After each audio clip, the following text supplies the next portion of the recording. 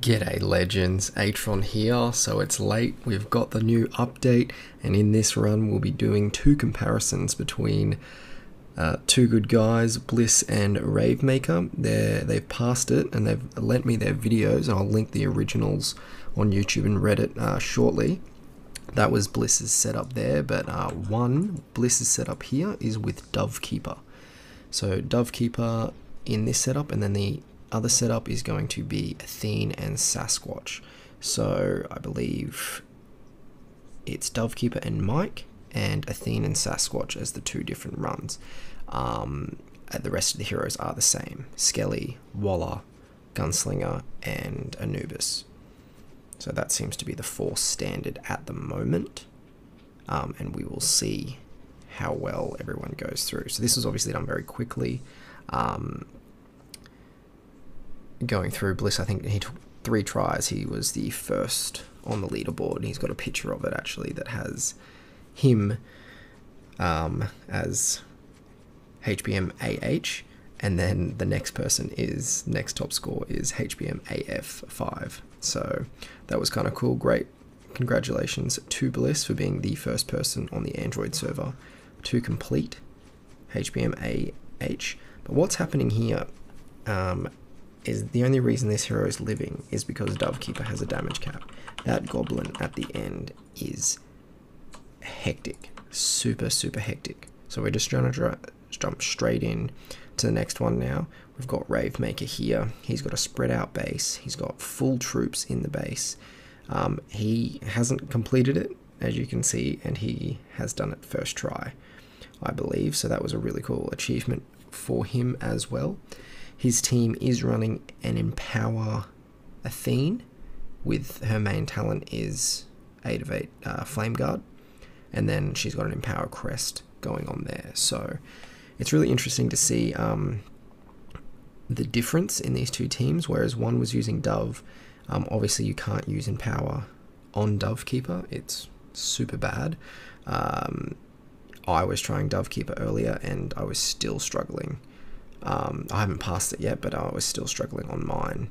So I'm hoping this setup will probably be what I'm more looking for: a Sasquatch and an Athene, you know, having Empower and stopping the heroes. Even with a corner base like this, what it does is it puts all the heroes in the corner, and it kind of pipelines them into a more of a direct way. So I've got a horseshoe middle corner kind of thing going on mine. And then this is the goblin, and like, it's cancer, this goblin. It's making the screen shake. I could barely concentrate on it in one of the videos if he just keeps going. So it's nuts. Like, he can be stunned by the look of it, so that's something to consider. And it looks like he can also be scattered, if I'm seeing that right.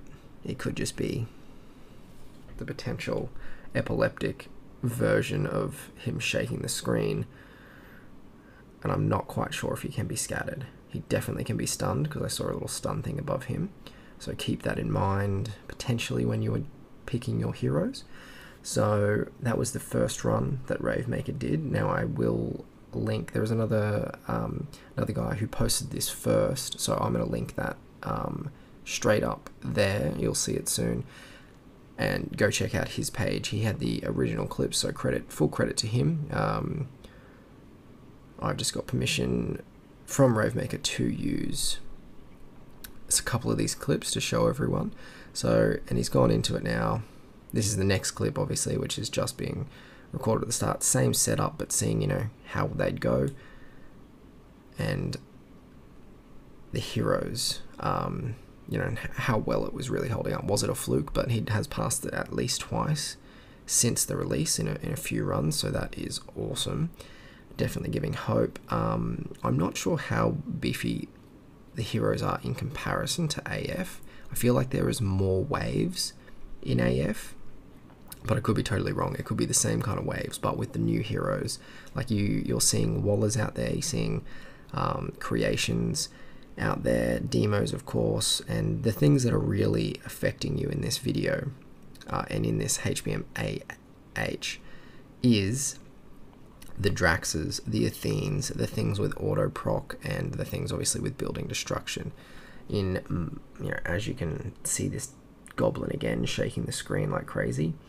The heroes don't seem to be the problem in this setup. It's keeping the buildings alive, which was the issue in HBM AF also.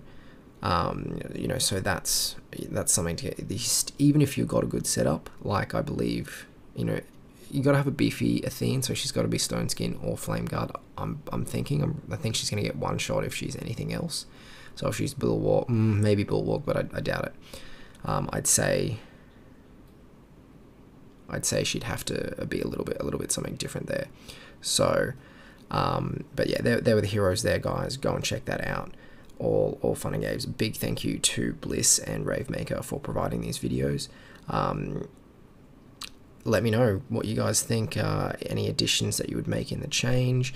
You know, there is a few heroes there with some 12 and 11 skills, so not everyone's going to be able to do that, but there's also a bunch of people I've spoken to today that have done it with, you know, just simple skill 10 heroes, much the same as you would have in AF, just really coming down to that RNG building. It's like there's one building that survives, and then, you know, you seem to be okay. So spacing them out may be the key to affecting the best use of this HBM.